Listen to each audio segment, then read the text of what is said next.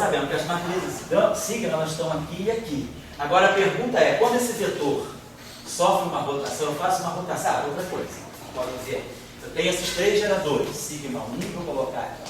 Sigma 1 é 0 menos I 0. I 0, 0, 0, 0, 0. Sigma 2 é 0, 0, I 0, 0, 0, menos I 0, 0. E sigma 3 é 0, 0, 0, 0, 0, menos I 0, I 0. São essas três matrizes. Se a gente pegar, vamos pegar um desses geradores. A nossa matriz R seria isso aqui, exponencial de I vezes como? Onde a minha matriz ômega é expandida. Vamos pegar uma transformada. Eu tenho três geradores. Vamos supor que eu pegue esse gerador aqui especial. Vou pegar esse gerador. Então significa que eu vou pegar essa matriz, vou pegar I, vou pegar um parâmetro aqui que eu posso chamar de alfa, vezes sigma 3. Vou exponenciar essa transformação. Todo mundo sabe, olhando essa matriz aqui, sigma 3 ao quadrado dá menos da identidade. Sigma 3, a terceira, então essa matriz aqui é sigma 3. Não é? O que isso diz? Sigma 3 ao quadrado? Nesse setorzinho aqui, ó, se você pegar essa matriz aqui e elevar ao quadrado, se você pegar a sigma 3 ao quadrado, a primeira entrada. Esse fica tudo zero. Isso aqui mantém zero, né? 0, 0, 0, sim, sim. 0, 0. Quando eu multiplicar essa submatriz por ela mesmo, vai dar a identidade 2 por 2. Certo? Estou colocando isso aqui. Então eu tenho essa identidade. Oi? Não paga. Depois, claro, se eu multiplicar ela por sigma, quer dizer, sigma 3 a terceira, significa multiplicar sigma 3 por ela. Mas aí isso aqui eu vou aproveitar sempre. Isso aqui vai ficar sempre 0, 0. Agora, a identidade multiplicada por essa submatriz aqui, vai me dar de novo o mesmo valor. Então, sigma 3 a terceira é igual a sigma 3.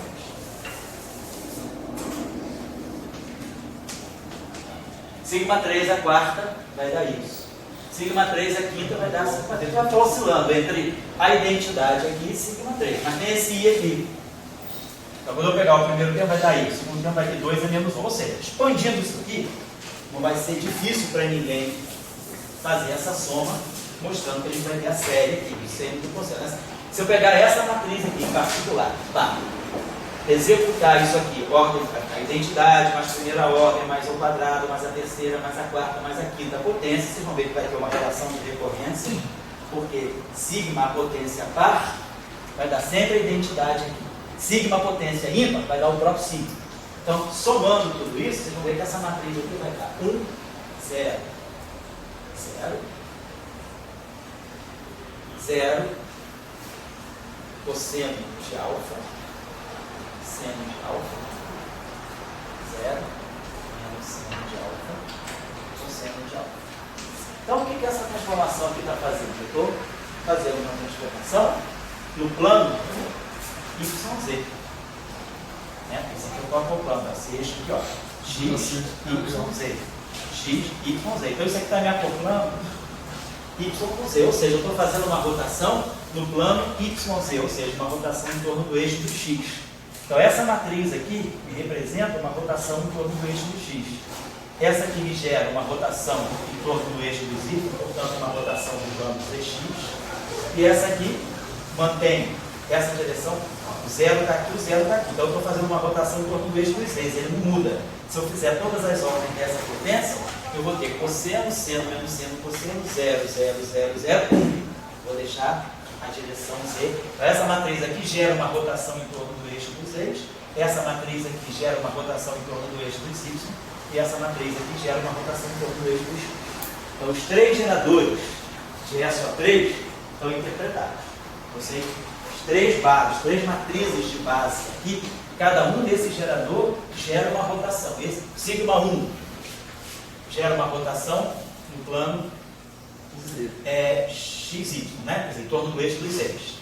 Sigma 2 gera uma rotação em torno do eixo dos Y, portanto no plano ZX. E sigma 3 gera uma rotação em torno do eixo dos eixos. Em torno do eixo dos X, portanto uma rotação no plano YZ.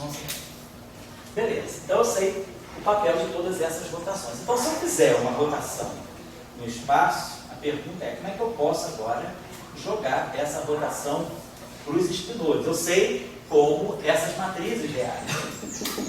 Então, eu sei então o papel dessas matrizes deveria ser o mesmo. Se eu pegar, se eu fizer essa transformação exponencial de I alfa, só que aqui, em vez de eu pegar sigma 3, se eu pegar o análogo dela na representação 2 por 2, se eu pegar essa matriz aqui, o que eu estou fazendo? Vamos interpretar depois.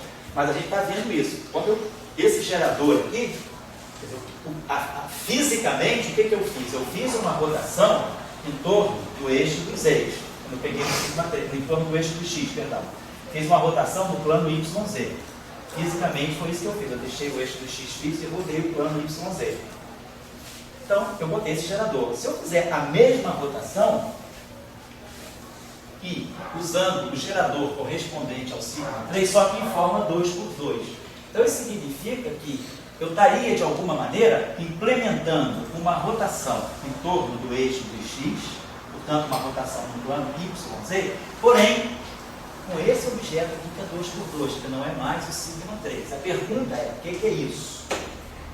Então, vou ver. Porque se eu estou falando da mesma álgebra, apenas com representações distintas, se é a mesma álgebra, a transformação é a mesma coisa.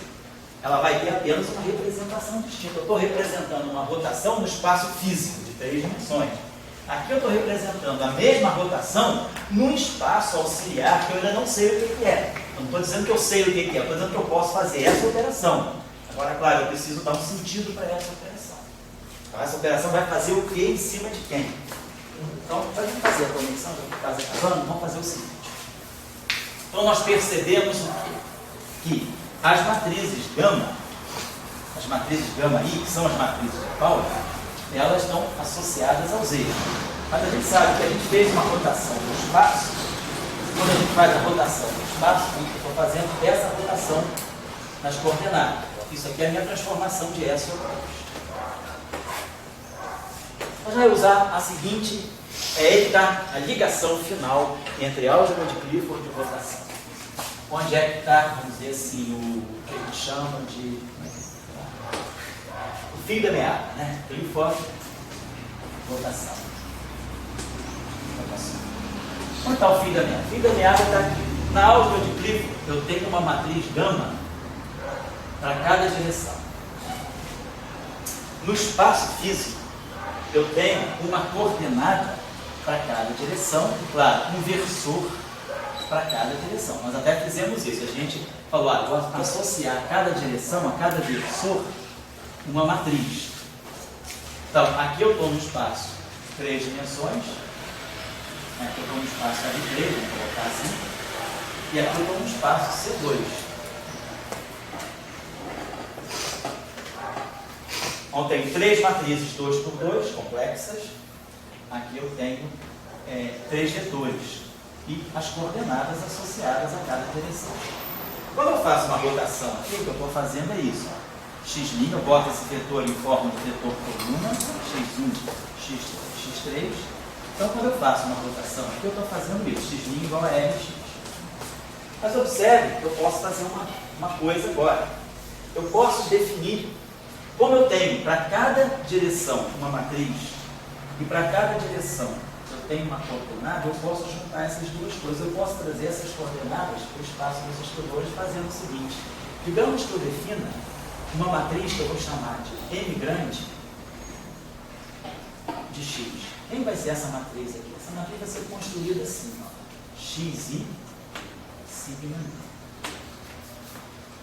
Eu posso, para cada matriz, como eu tenho sempre essa associação, para cada direção eu associo uma matriz de Dirac, uma matriz da álgebra de Clifford, eu posso agora trazer as coordenadas, fazer uma combinação das matrizes da álgebra de Clifford, usando as coordenadas do espaço e tempo. O que eu estou fazendo? Eu estou trazendo para o espaço dos estudores as minhas coordenadas. Eu estou criando uma matriz M. Aqui o que vai ser? O que vai ser? É só substituir ele, ó. Vai ficar aqui, ó, x1, aqui vai ficar x1.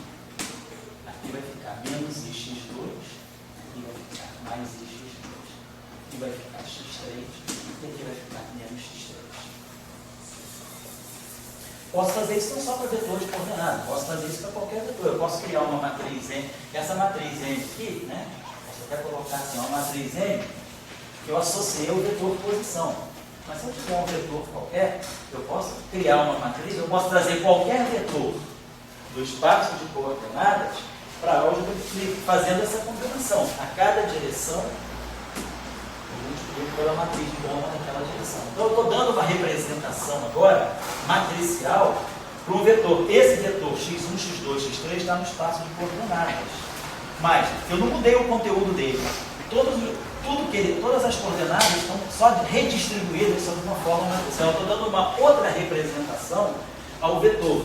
O vetor, que é um vetor coluna no espaço real das coordenadas, ele se transforma numa matriz hermitiana no espaço da álgebra de Clifford. A mesma coisa eu posso fazer com o vetor. Vai ficar aqui V1 sigma 1 menos IV2 mais IV2 com sigma 2. V3 menos V3 com sigma 3. Qual é a característica interessante? No espaço das coordenadas, eu sei qual é a norma desse vetor. O módulo desse vetor é módulo de x1 ao quadrado, x1 ao quadrado mais x2 ao quadrado mais 3 ao quadrado. O módulo de V2 é V1 ao quadrado mais V2 ao quadrado mais V3 ao quadrado. O que a gente está observando? A gente está observando que o determinante da matriz que está associada ao vetor vai ficar menos V3 ao quadrado, menos V1 ao quadrado, menos V2 ao quadrado. Fica menos o módulo do vetor ao quadrado. Então eu joguei a informação do módulo do vetor para o determinante, a menos no sinal, obviamente, né? A menos o módulo do vetor ao quadrado, a norma do vetor ao quadrado, ela está no determinante dessa matriz. Então, essa matriz aqui, eu estou trazendo, eu posso então, pelas matrizes de gama, nesse caso pelas matrizes sigma, eu consegui trazer uma informação que está lá no espaço das coordenadas para dentro da álgebra de Clifford, porque esses caras aqui me ajudaram. Isso vai acontecer sempre. Se você tiver em 10 dimensões, você tem 10 matrizes gama. Só que em 10 dimensões, as 10 matrizes gama são 32 por 32. Né? Eu estou em 10 dimensões, a dimensão da álgebra de Clifford é sempre 2 elevado a m sobre 2. 10 por 2, 5. 2 a 5, 32. Então eu vou ter 10 matrizes, 32 por 32. Que é fácil da gente mexer. A gente pode construir gradativamente. Tudo vai ficar em função das matrizes de Pauli. Mas então nós temos 10 matrizes. Então para cada direção vai ter sempre uma matriz. Então eu vou poder sempre trazer o vetor que vive no espaço real das coordenadas para dentro da álgebra de Clifford, criando uma matriz.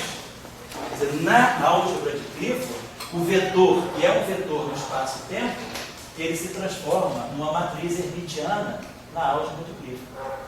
Então a informação do vetor veio para a álgebra de Clifford. Claro, se eu faço uma rotação, o vetor muda. Então, se lá no espaço-tempo eu passei de V para V' por uma rotação R, fiz isso lá no espaço-tempo, então é claro, o meu N de V, eu posso fazer isso para qualquer vetor, inclusive para coordenada. Então, o meu N de V, ele passou para um N de V'. E o que vai ser? Essa matriz aqui, o determinante de M de V, é igual a menos o módulo de V ao quadrado. O determinante de M de V', qualquer que seja o vetor que eu colocar dentro, vai dar a mesma coisa, menos o módulo de V' ao quadrado. Mas o que a gente observa? A rotação deixa isso invariante. Por uma rotação, o módulo do vetor não muda. Então, o determinante da matriz não muda. Então, M de V é diferente de M de V'. Só colocar. Se quiser a matriz M de V', vai ser tudo isso aqui. As coordenadas são diferentes, né? As matrizes são diferentes. Até a mesma estrutura, mas são diferentes. Elas são diferentes, mas o determinante não muda. Então, se duas matrizes que são diferentes, mas o determinante delas não muda, então o que a gente pode imaginar é o seguinte, que quando eu faço aquela rotação que me leva de V para V' nesse espaço aqui, que é uma rotação 3 por 3, essa matriz é 2 por 2. Essa matriz de V', essa matriz M de V' é diferente da matriz M de V.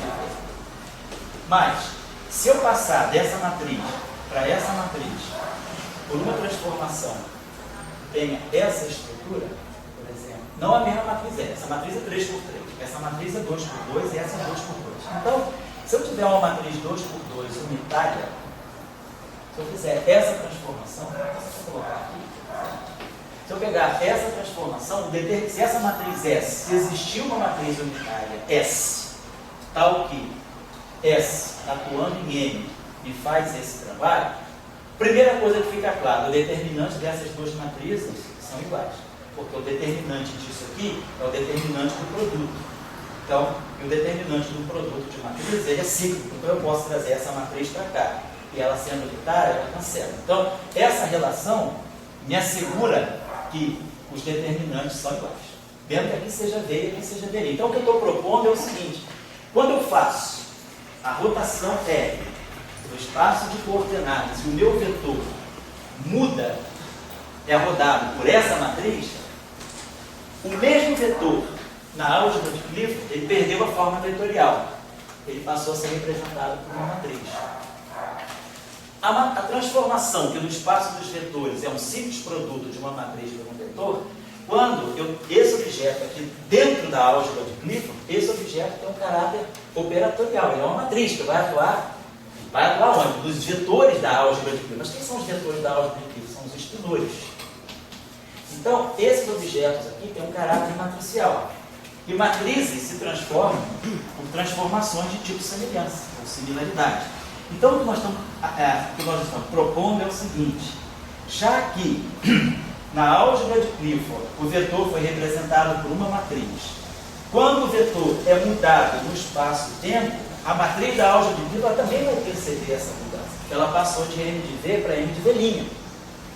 Só que a transformação que é lida aqui como uma matriz 3x3 atuando diretamente no vetor, aqui nesse espaço, essa mesma transformação ela deve ser lida como, claro, uma matriz 2x2. Mas uma matriz que se transforma, ela se transforma sempre na forma de uma transformação de semelhança. Isso aqui garante que essas duas matrizes têm o mesmo determinante, e então, portanto, o módulo do vetor não mudou, mas a matriz mudou. Então, o que nós estamos propondo é que a representação da mesma rotação vista nesse espaço, ela é feita aqui nesse espaço por uma outra matriz, que é uma matriz 2x2. Mas que está fazendo o mesmo trabalho, ela está me fazendo passar de M de V para o M de V'. Então, quando o vetor ele se transforma, né, ele se coloca como elemento, né, de uma matriz, a transformação dele deixa de ser lida dessa forma e passa a ser lida dessa forma. Então, esse é o primeiro ponto. Segundo ponto, claro, se eu fiz essa transformação aqui nessas matrizes, é claro que o vetor, né, se eu tiver uma matriz M de V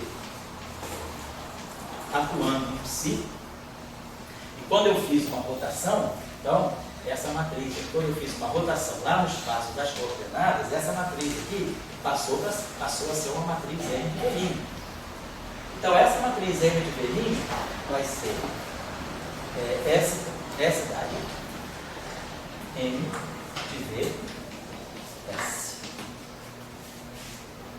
Então, e essa matriz aqui, ó, então, se isso aqui está atuando desse espinor, eu colocaria aqui, se eu fiz uma rotação aqui, já que eu mudei tudo aqui, vou mudar esse espinor.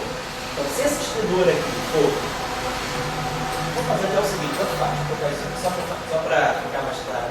Não vai, botar S daí não vai mudar nada. Então, vou colocar o S aqui. Por quê? Se essa transformação for unitária, se o espinor se transformar com isso, ó, essa transformação for essa, e tudo se passa como simplesmente eu colocasse essa rotação no final de tudo. Então, a nossa proposta vai ser, eu estou acabando por aqui, nossa proposta é, representamos as rotações do espaço de coordenadas em cima dos vetores, desse modo, no espaço da álgebra de Clifford. Vamos ver, então, quem é essa matriz S. E aí, sabendo, já que essas matrizes aqui, elas sofreram a ação do S, os espinores são atuados por essas matrizes, também vão ter que sofrer a ação da mesma matriz, porque eu fiz uma transformação naquele espaço. Dessa forma que eu estou fazendo, essa matriz S aqui, ela está me implementando no espaço da álgebra de Clifford o efeito das rotações que acontecem no espaço de coordenadas.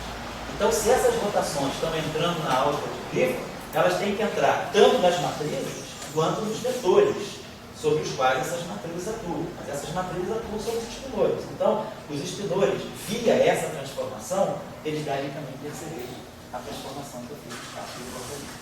Essa aqui eu vou deixar aqui, essa aqui é a lógica do raciocínio que a gente vai parar aqui. Então, o que nós vamos propor vai ser isso aqui.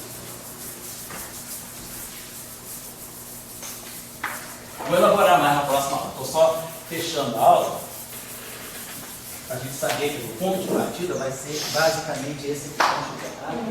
Então, nós estamos dizendo que a rotação, né, que foi feita aqui no espaço das coordenadas, nos vetores, ela veio para cá dessa forma. Então, isso aqui eu passei de V para V' por uma transformação de S ao frente. Uma rotação no espaço. Só que quando chega aqui, eu posso passar de M de V para M de V' por uma outra matriz 2x2, que eu estou colocando dessa forma. Porque o S dá nós fizemos atrás, né? Então nós estamos fazendo isso. M de V, S dá. Estou dizendo que é isso aqui que está acontecendo. Então, isso aqui está me implementando, vou colocar assim, né? A rotação feita no espaço, né? Feita no espaço de coordenadas, né? É o espaço 3, né? Na álgebra de Clifford.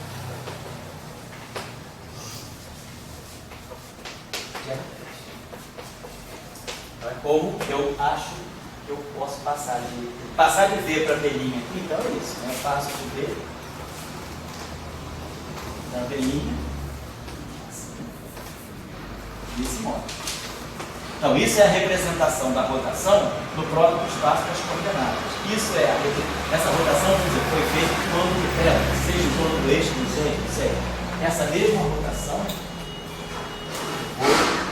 representar por uma outra matriz, vai pegar essa matriz vai fazer o efeito de passar de V para V'.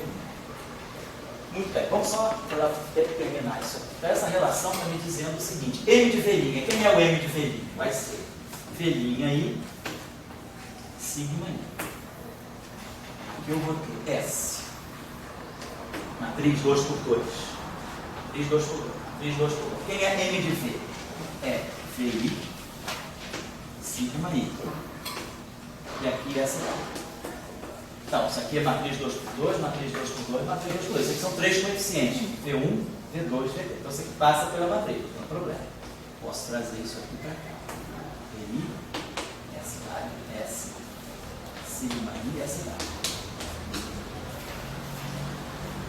Agora, eu sei quem é V' aí. V' aí é IJ, VJ. Então vamos pensar o seguinte, que é aqui sigma I, tá? Então vamos escrever essa relação.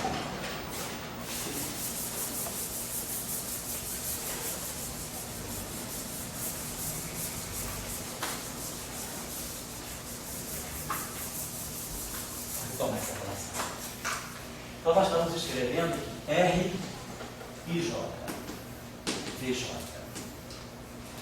vezes sigma I é igual a VI S sigma J, sigma I, S dá. Então esse sigma I está aprisionado aqui, isso é 2x2, então uma matriz pode transportar aqui. Só uma questão de renomear isso. Como é que eu tenho I e I somado? Aqui eu tenho I, J, J. Para poder ficar uniformizado VJ, VJ, vamos chamar esse cara aqui de VJ. Vou colocar o mesmo índice, mas o J está correndo de 1 a 3, e aqui o I está correndo de 1 a 3 e o J está correndo de 1 a 3. Então nós estamos escrevendo essa relação da seguinte maneira. R e J, sigma I. Observe o seguinte, isso aqui significa, essa matriz aqui é 3 por 3. Isso aqui é aqui cada índice desse é uma matriz 2 por 2.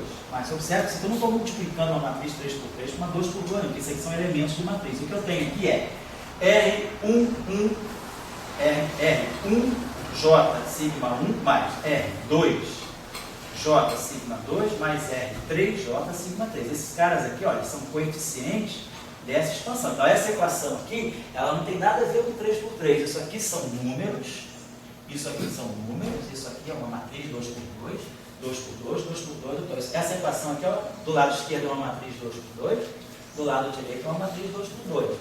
Veios são componentes dos vetores, porque são números. E R e J não é a matriz R, tá? Aqui, a matriz R 3 por 3, são os elementos dela. Então, o que vai aparecer é R1, R2, tá? Então, essa é uma relação genuinamente duodimensional. E aí, aqui eu vou só simplesmente vou fatorar o VJ.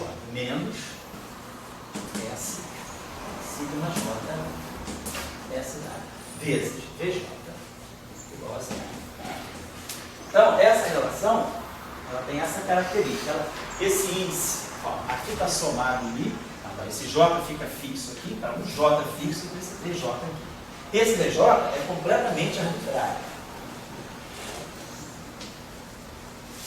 Então, essa equação aqui tem que valer para qualquer vetor V do espaço que eu escolha, qualquer vetor, tem infinitos vetores, essa relação vale para cada vetor, e para cada vetor, essa relação aqui é uma soma das componentes desse vetor.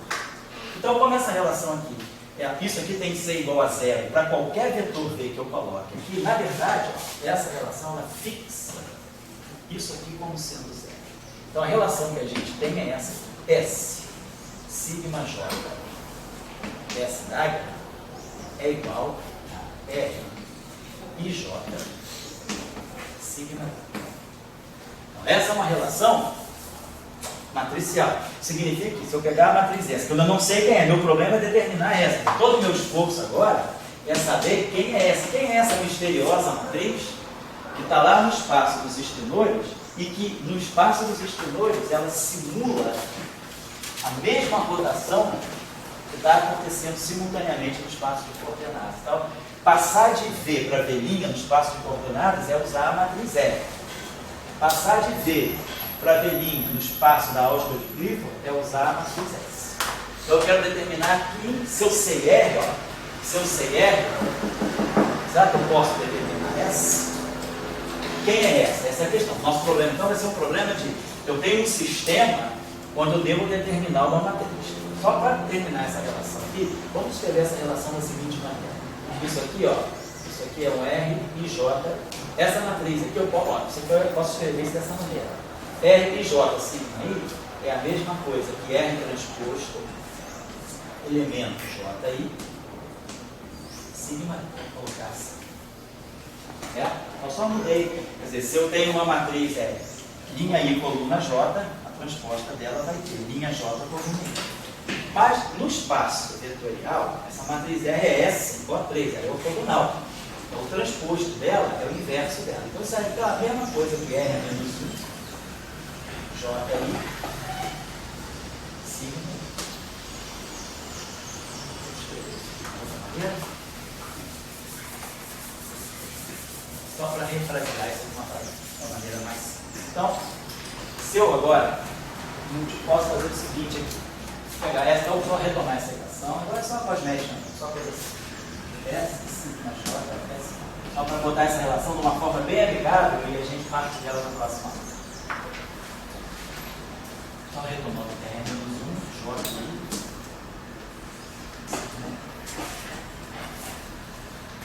Deixa eu botar essa aqui, a relação de partida para não esquecer.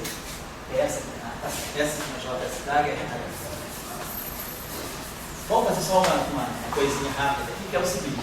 Como essa matriz, né, que eu estou colocando, essa matriz S, no espaço espitorial, é uma matriz por construção, eu quero que ela seja unitária, minha pergunta é, também, de repente, o problema não tem solução. E aí eu não consigo encontrar uma matriz unitária que faça esse trabalho para mim, mas eu estou propondo. Supomos que essa matriz seja unitária que ela faça esse trabalho para mim. É possível? Existe R? Quer dizer, esse sistema ele tem uma solução para S? Eu conheço R e conheço sigma. Então a pergunta é, existe solução S? Será que existe essa matriz? Pode ser que exista. A nossa busca é saber se ela existe, quem é ela, qual é o significado dela. Então vamos lá. Essa é a ponte, porque se isso existir, significa que eu posso trazer qualquer rotação do espaço de coordenadas para o espaço dos espinores, do espaço da álgebra de Clifford, desde que essa representação seja uma matriz S construída em função da matriz S. Essa relação que deve ser isso. Só vou fazer o seguinte, como essa matriz é unitária, vamos fazer o seguinte, vamos multiplicar aqui a esquerda por essa daí, e vamos multiplicar a direita por S. Então vou limpar, essa daga é essa da 1, essa daga é essa da 1, então do lado esquerdo vai ficar sigma J. Do lado direito vamos ter R a menos 1 J I, os elementos de matriz são múltiplos, essa matriz S e essa daga elas transitam por aqui sem nenhum problema. Não seria um problema, então aqui eu vou ter essa daga sigma S. Agora, se eu multiplicar tudo isso aqui por um R capa J, somando em J, multiplicar aqui por um R capa J, somando em J, isso aqui vai me dar R capa J vezes R menos 1 J, me dá a matriz de identidade capa I. Então eu vou ter delta de capa I.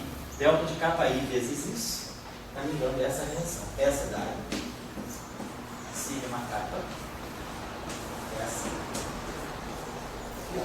igual a R capa J.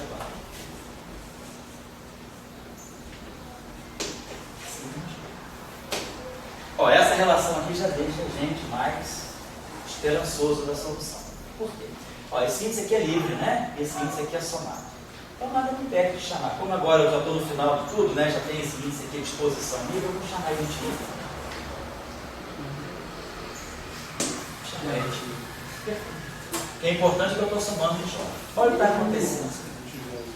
Ó, RJ dJ. O que é RJ dJ? É a transformação do vetor no espaço de coordenadas. Como as matrizes de Pauli, sigma, da álgebra de Clifford, elas estão associadas uma a cada direção, isso aqui está acontecendo como se isso é uma rotação em cima desse índice aqui. Ó, esse índice aqui está sendo rotacionado no espaço de coordenadas. Esse índice aqui vive no espaço de coordenadas. Né? Essa matriz sigma J pode ser sigma 1, sigma 2, sigma 3, mas ela tem elemento de linha e coluna, que é o alfabeto, que vão de 1 a 2, é uma matriz 2 por 2. Cada sigma J é uma matriz 2 por 2, que eu estou omitindo aqui. Estou trabalhando isso aqui de uma forma matricial fechada. Então, mas o que está acontecendo? O índice da matriz da álgebra de Clifford, ela está percebendo a rotação, está fazendo como se fosse um sigma linha I. Tá? Exatamente no vetor. É como se fosse o vetor V' igual a RJ VJ. E aqui, então, é porque essa matriz, ela, como eu falei com você, ela está em dois lugares. No espaço de coordenadas, ela se comporta como um vetor. Por quê? Ela tem os três eixos, os três índices do vetor daquele espaço. Mas no espaço da álgebra de Clifford, no espaço dos espinores, ela se comporta como ela é uma matriz. Então, uma matriz, ela é sempre transformada por transformações de similaridade. Então, isso aqui é uma leitura da mesma coisa que está acontecendo em dois espaços diferentes. No espaço das coordenadas, ela sofre a rotação como se fosse um mero vetor. E aqui no espaço da álgebra de Clifford, ela sofre a transformação sendo uma matriz. Então, toda matriz se transforma por uma matriz, a matriz que eu quero, que é a transformação é menos 1, no inverso da outra. Ela tem que ser sanduichada pelos inversos. Então, essa relação aqui nos mostra que, dada uma matriz R, se fizer uma rotação do espaço, S e menos S dão o mesmo resultado. Se eu multiplicar, se eu tiver como solução S ou menos S, nada acontece. Então a gente começa a perceber que eu tenho uma ambiguidade no espaço espinorial. A mesma rotação pode ser representada por S ou menos S. Isso aí vai ter um significado depois. Mas quando a gente for falar da questão da ser duplamente convexa. Mas por enquanto, essa é a relação. Então, fechando a aula de hoje, a nossa etapa para a próxima aula Se a gente resolver essa equação, e se nós tirarmos quem é a solução para S, existe uma matriz S? Sim. Eu sei construir? Sei. Então eu sei que, dada uma transformação θ aqui, eu sei construir o S? Sei. Então isso aqui vai me dizer que nós conseguimos trazer o significado das rotações para a álgebra de Hilbert. Então significa que se os operadores e essas matrizes se transformam assim, isso automaticamente vai fazer com que os estudantes eles sofram essa transformação. O S vai ter que atuar nos estudantes. Então eu vou conseguir levar a mesma rotação. SS vai ser a medida da rotação feita em cima dos estudantes. Então vou mostrar que essa equação tem solução. Vamos usar de novo na próxima aula o truquezinho da linearização. E só mostrando para vocês a solução desse problema vai ser esse aqui. Deixa eu colocar assim. Se a matriz R é aquela matriz que nós tínhamos colocado, exponencial de I, aí, sigma I, nós tínhamos começado com isso, né? Aí vem os sigmas, né, que eram puramente imaginários, satisfaziam a álgebra de S toda, blá, blá, blá. Então, se eu tenho esse R, que é essa matriz, o S associado a ela vai ser essa matriz. S vai ser exponencial de I, aí, sigma I sobre 2. Então, esses caras que já estavam anunciando para a gente lá na álgebra de Lie, simplesmente é como se eu substituísse esses caras aqui que estão lá no espaço de coordenadas, aquelas três matrizes 3x3 que são a base da álgebra de Lie, eu estou trazendo isso aqui para essa matriz. Essa transformação aqui é uma transformação do livro de S ao 2. Essa transformação aqui é exponencial de matrizes 2x2. Essa matriz aqui é 2x3. Essa matriz é hermitiana. Essa matriz é unitária. Essa matriz tem traço zero. Essa matriz tem determinante 1. Então isso aqui é a matriz S2. Então, o que é no espaço de coordenadas uma matriz 3x3 ortogonal especial, no espaço dos espinores é uma matriz 2x2 unitária especial. Então, quando eu rodo um vetor por uma matriz de SO3, os espinores eles vão ser rodados por matrizes de SO2. Então, SO2 é a representação espinorial das transformações de rotação que nós fazemos em três dimensões. Esse fato nós vamos explorar. Isso eu não estou só colocando para vocês saberem o final da história, né? Ficarem aí já sabendo que é a parte aonde a gente vai chegar, porque essa equação vai mostrar que a solução desse problema, se R é dado dessa forma, a solução dessa equação é essa equação.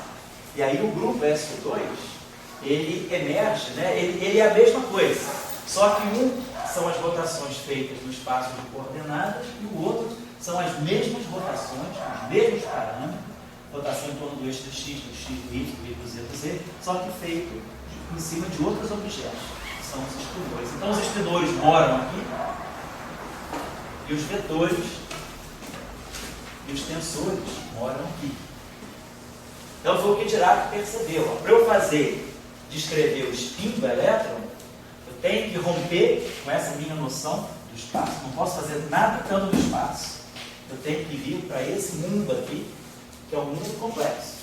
Né? Então, sempre associado a um espaço e tempo, nós vamos poder criar um espaço, tipo uma sombra daquele espaço, que é um espaço espinorial, que é o ectoplasma que a gente chama. Né? A gente tem um espaço, que é, na supersimetria a gente usa a notação, né? O bode, né? O corpo e o ectoplasma. Então, o espaço espinorial ele é um espaço interessante por isso. Ele não está no espaço-tempo, mas tudo que acontece no espaço-tempo é monitora. E nós vamos ver uma coisa mais importante ainda, é que a partir dessas matrizes sigma, a partir desse espaço espinorial, eu posso construir tudo que está no espaço-tempo. Então nós vamos ver que, por exemplo, se eu estou falando de um vetor posição x, eu posso procurar, nós vamos mostrar que nós podemos construir esse vetor posição às custas de um espinor e das matrizes sigma. Então, quem sabe os espinores pode reconstruir todo o espaço. Então, o espaço é menos importante do que os próprios espinores. Toda a informação do espaço, na verdade, está dentro dos espinores. Então, se eu perder o espaço, mas não perder os espinores, eu não perco o espaço, porque eu posso reconstruir o espaço a qualquer momento a partir dos espinores. Então, quer dizer, se tiver o day after, né?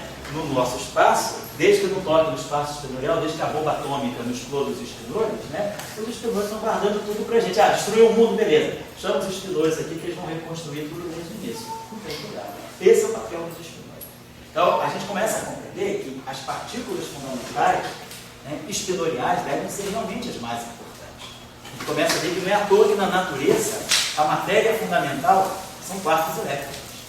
Quartos elétricos são espinores.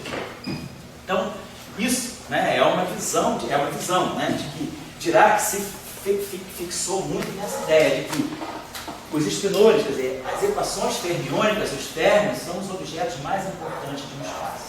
Porque a partir dos férmions eu posso construir os escalares, posso construir os vetores e posso construir os tensores. Então, na verdade, a gente precisa do vetor para perceber que existe uma coisa mais abstrata do que o vetor. Quer dizer, a gente fez tudo no espaço vetorial e viu que havia um espaço espinorial. Mas no momento que eu estou no espaço espinorial, eu vejo que aquele espaço espinorial ele é muito mais amplo. Ele consegue me reproduzir os vetores, os tensores, os escalares e tudo que eu quiser no espaço.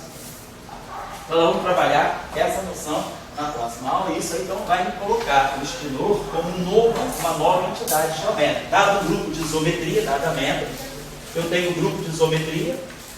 Do grupo de isometria, eu construo, associado a essa método, uma álgebra de Clifford. E aí, os espinores dessa álgebra de Clifford vão estar em contato com as rotações, que são as isometrias dessa método. E aí, os espinores passam também a responder às rotações do espaço. Então, isso categoriza os espinores com uma nova entidade tensorial que eu posso usar em física. Posso usar escalares, vetores e tensores. Mas agora eu sei que os espinores também reagem de uma maneira bem precisa ao efeito das rotações. Então, eles são uma nova categoria de grandezas que percebem as rotações do espaço-tempo. Então, eles devem ser candidatos a escrever física. A questão é, física clássica, em geral, a gente não precisa dos espinores.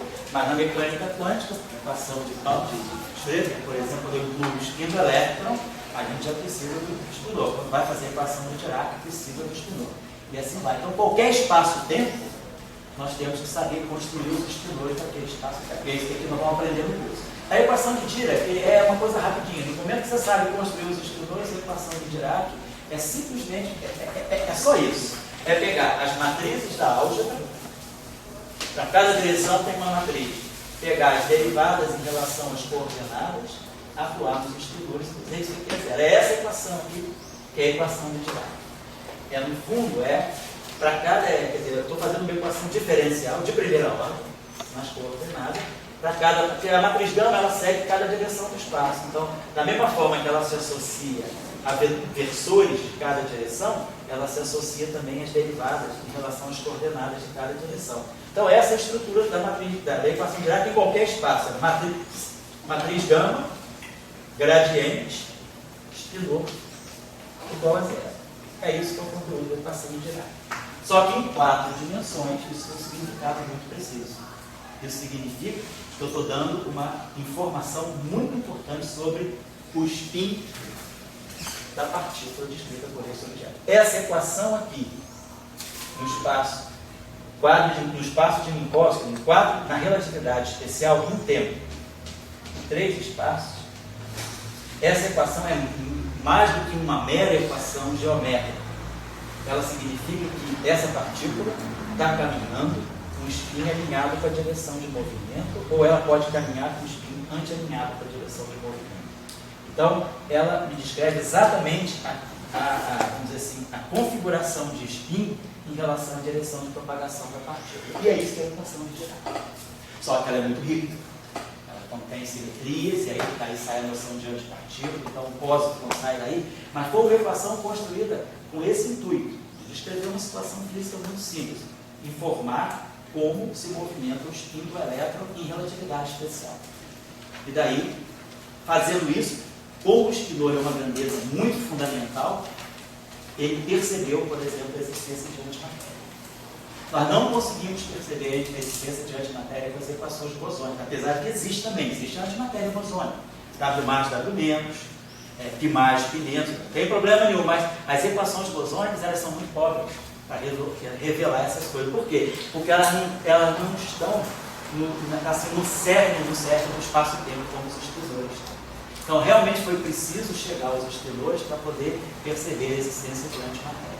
Por isso que a equação de Dirac foi tão importante, né? Porque ela está tratando com aquilo que é mais fundamental no espaço, que são os estilores. As equações de Maxwell são para vetores. Então ela já não consegue perceber. Ela está no espaço-tempo, ela não percebe que tem um espaço mais fundamental por trás do espaço-tempo, que é o espaço complexo. Então, é por isso que nós não descobrimos, né, a antimatéria pelas equações de Maxwell, nem pela equação de Schrödinger, nem pela equação de Feinberg. Foram precisos os estilores. Aí, a partir dos estilores, já também existe antimatéria bosônica. A antimatéria não é só fermiônica. Tá certo? Então tem uma razão de ser por trás dessas coisas todas, tá bom? Então aqui você vê daqui a duas sequências, beta, esse aqui é o espaço.